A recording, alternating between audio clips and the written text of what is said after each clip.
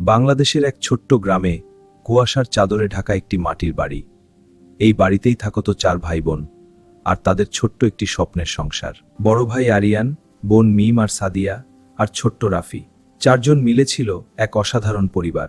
প্রতিটি সকাল ছিল আনন্দে ভরা। একদিন বাবা শহরে কাজে যাওয়ার জন্য বের হলেন। ছোট্ট রাফি কাঁদতে কাঁদতে বাবার পা জড়িয়ে ধরল। বাবা হাসলেন, বললেন, 3 দিনেই ফিরব। বাবা হেঁটে চলে গেলেন গ্রামের মেঠো পথ ধরে। রাফি অনেকক্ষণ দাঁড়িয়ে রইল। সে জানাতো না এটাই হবে শেষ বিদায়। 3 দিন গেল, 7 দিন গেল, 10 দিন পার হয়ে গেল। বাবার কোনো খবর নেই, ফোন বন্ধ। আরিয়ানের বুকের ভেতর একটা ভয় জমতে শুরু করলো। আরিয়ান সিদ্ধান্ত নিল, সে বাবাকে খুঁজতে বের হবে।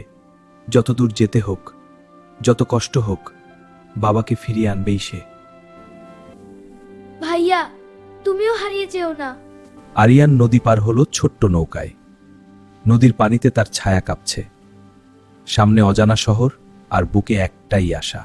শহরে এসে আরিয়ান অবাক হয়ে গেল। কত মানুষ, কিন্তু কেউ থামে না। সে বাবার ছবি দেখায়, সবাই মাথা নাড়ায়, কেউ জানে না।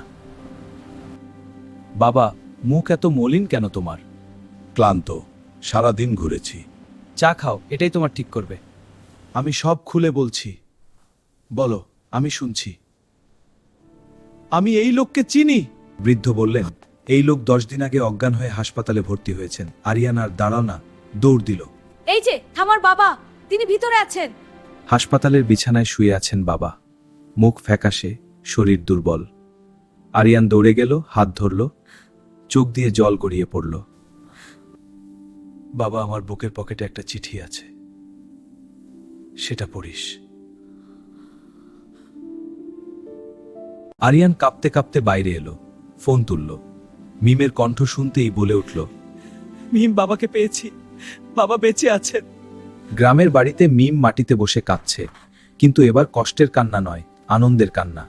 সাদিয়া জড়িয়ে ধরল, রাফি চোখ মুছে হাসল। পরদিন সকালে আরিয়ান মনে পড়ল বাবার কথা। সে চিঠিটি বের করল, কাপা হাতে ভাঁজ খুলল, চোখ নামাল অক্ষরের দিকে। চিঠিতে লেখা, আরিয়ান, তুমি যখন ছোট ছিলে আমি তোমাকে কাঁধে নিয়ে মাঠে হাঁটতাম। তুমি হাসতে আর আমার প্রতি খুব খুশি দেখাচ্ছ। হ্যাঁ, আমারও খুব ভালো লাগছে। চিঠিতে আরো লেখা, মিম যেদিন অসুস্থ হলো সেই ঝড়ের রাতে তোমাকে বুকে আঁকড়ে দৌড়েছিলাম। সেই রাতে বুঝেছিলাম তোমরাই আমার জীবন। চিঠির শেষ লাইনে লেখা, আমি যদি নাও থাকি মনে রেখো, তোমরা 4 জন একসাথে থাকলে কেউ তোমাদের হারাতে পারবে না। বাবা, আমি জানতাম তুমি ফিরবে। সেই বিকেলে হাসপাতালের ছোট্ট ঘরটি হয়ে উঠল পৃথিবীর সবচেয়ে সুন্দর জায়গা। পরিবারের ভালোবাসায় ভরে গেল চারদিক। কয়েক সপ্তাহ পর বাবা সুস্থ হয়ে বাড়ি ফিরলেন। গ্রামের মেঠো পথে 4 ভাই বোন দৌড়ে এগিয়ে এলো, আর সেটাই ছিল সবচেয়ে সুন্দর দৃশ্য। সেই সন্ধ্যায় বাবা চিঠিটি ভাঁজ করে রাফির হাতে দিলেন, বললেন, এই চিঠিটা রেখে দে, একদিন তুইও বুঝবি পরিবারই সব। রাফি সেই চিঠিটা বুকে ধরে রাখল চিরকালের জন্য, কারণ সে জেনে গেছে ভালোবাসা হারায় না, পরিবার হারায় না, শুধু মনে রাখতে হয়।